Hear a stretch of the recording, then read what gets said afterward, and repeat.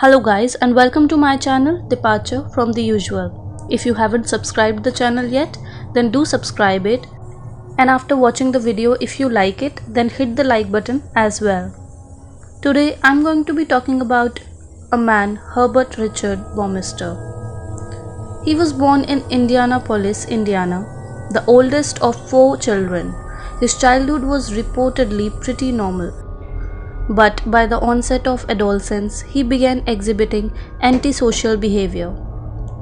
Acquaintances recalled in later years that young Herbert played with dead animals and once urinated on a teacher's desk.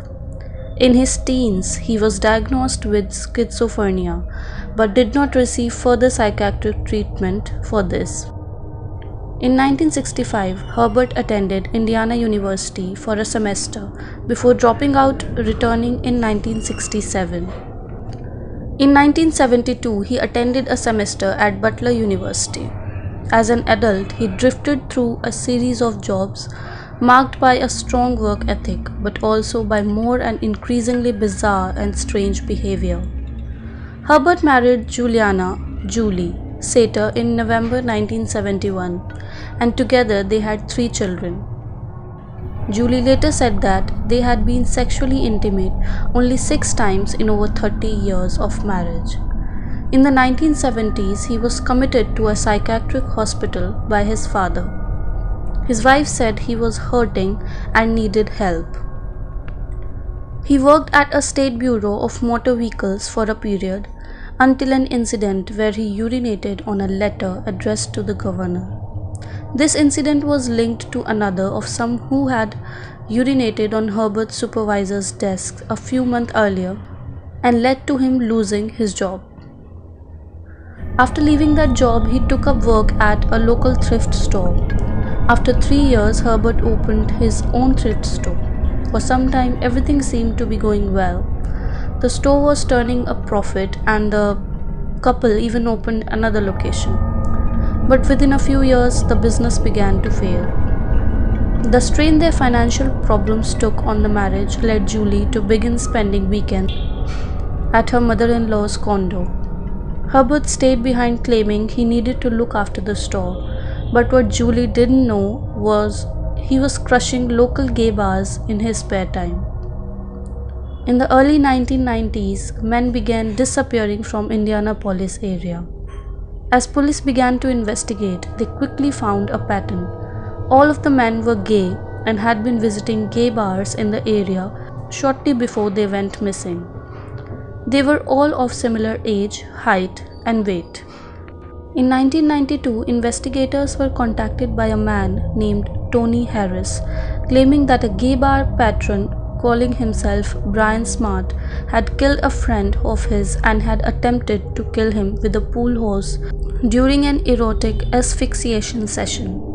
Harris eventually happened to see this same man again by chance in August 1995.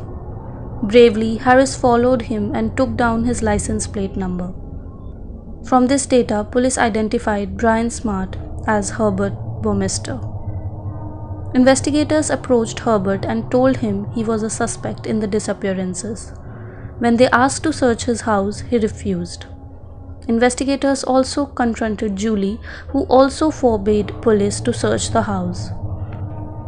By June 1996, however, Julie had become frightened enough by her husband's mood swings and erratic behavior that after filing for divorce, she consented to a search.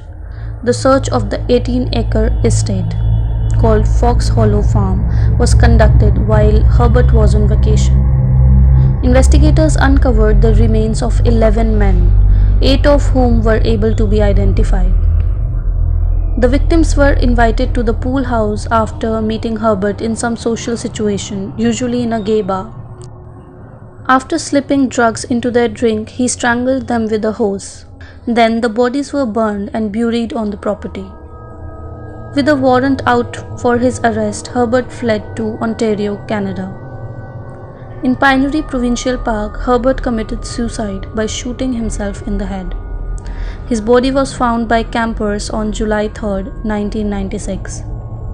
In his suicide note, he described his failing marriage and business as his reason for killing himself. He did not confess to the murders of the men found in the backyard.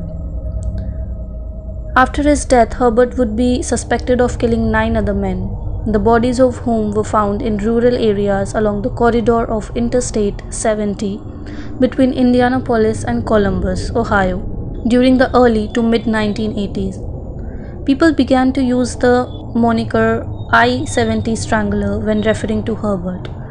One eyewitness was able to identify Herbert as the man seen leaving a bar in 1983 with a victim named Michael Riley, who was later found dead.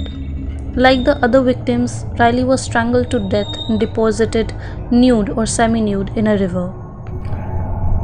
While the exact number of how many people Herbert Baumeister killed may never be truly known, police estimate that he may have been responsible for as many as 20 deaths.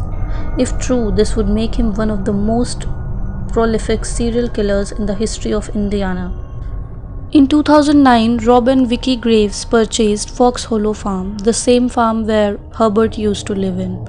They moved in and began renting out an apartment on the property to a man named Joe. Shortly after moving in, Vicki spotted a man in a red t-shirt wandering about near the tree line on the property. Close to the spot, investigators had exhumed many of Herbert's victims. Assuming the man had a morbid curiosity with the location and murders, the new homeowners were prepared to confront the trespasser. Once she got a better look at the man, Vicki noticed he had no legs. He was just floating there, then disappeared into thin air. Rob and Vicki searched the wooded area in the direction he had last been seen but found nothing. The Graves installed a security camera following the incident in hopes that they could catch any future trespassers on their property. Joe and his dog Fred later saw the same man with the red t-shirt in the woods. Fred went chasing off after the man and Joe ran after him. Eventually, Joe came face to face with the trespasser, but as he had done before, he suddenly vanished. On another occasion, Fred ran back into the woods and Joe followed behind him. When his dog stopped, Joe noticed something peculiar, a human femur. The police were contacted to collect the bone and informed the new owners it may only be the first in a long series of human remains they would discover on their property. While law enforcement recovered thousands of bones and bone fragments from Herbert's victims, there are undoubtedly countless more skeletal remains still buried. Afterwards, the sightings of the man in the red t-shirt ceased, but the activity on the property did not. Joe had been experiencing instances of constant knocking at his door.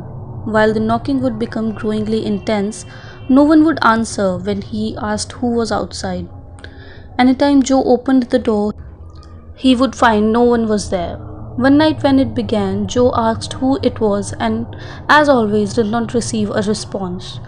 The knocking grew louder and more violent. When he opened the door, he saw the knocker was hanging straight out as though someone were still holding it. It would certainly not be a paranormal event for a door knocker to simply stick and hang in a position that seems to defy gravity. But if his story is to be believed, there would be no way the door knocker could repeatedly move up and down by itself before freezing in a perpendicular position. Joe closed his door, locked it and waited, hoping for it to stop. He noticed the knob twisting, like someone was trying to get in. The doorknob finally quit turning, but a moment later, the door burst wide open, sending wood chips flying into his apartment. Moving outside to confront whoever it was, Joe was met at the door frame by a young man in soaking wet clothing. The man was terrified, screaming and running through Joe's apartment, then just vanished. Not long after this occurred, Joe was able to identify the man he had seen tearing through his apartment that evening as one of Herbert's victims. The strange events at the property escalated when Joe invited his friend Jeremy to come for a swim at the infamous Fox Hollow Farm pool, which Joe had access to. Jeremy was a hardened skeptic who wanted to put to rest the rumors of hauntings on the property. In the water, Joe felt someone touch his back immediately before he claims to have been pulled under the water by an unseen force. He felt like he was being choked, as Herbert's victim had been years before in the same pool. Jeremy, who witnessed the event, says Joe was clawing at his throat as though he were trying to get someone's hands off his neck. Having known Joe a very long time, Jeremy is confident that his friend was genuinely scared for his life and that something unseen had been trying to cause him harm. Bizarre events had become very monotonous for Joe, who was beginning to feel a constant presence in his kitchen and was hearing footsteps in different rooms.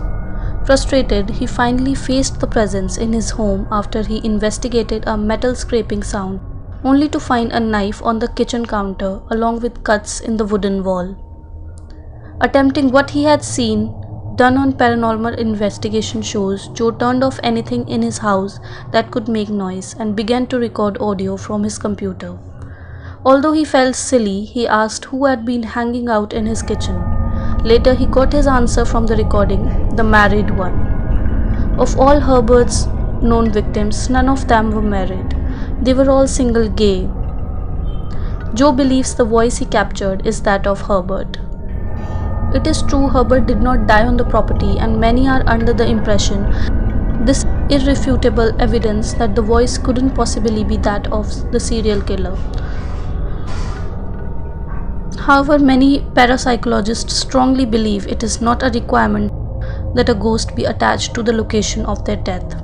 It is possible that a spirit would, in certain situations, be more likely to return to the place they were most happy during their physical life, as opposed to spending a good chunk of eternity exactly where they met their demise.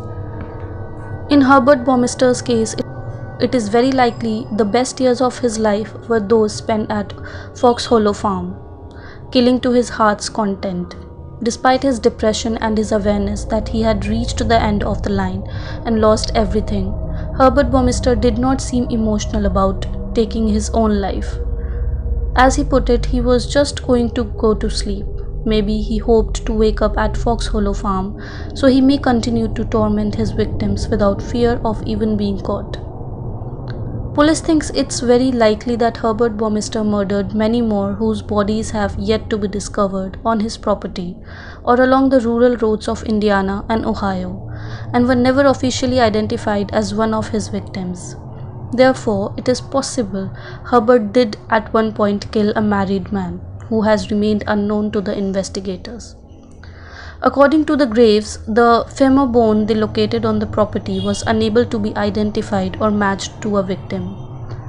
Strange happenings still regularly occur at the estate to this day.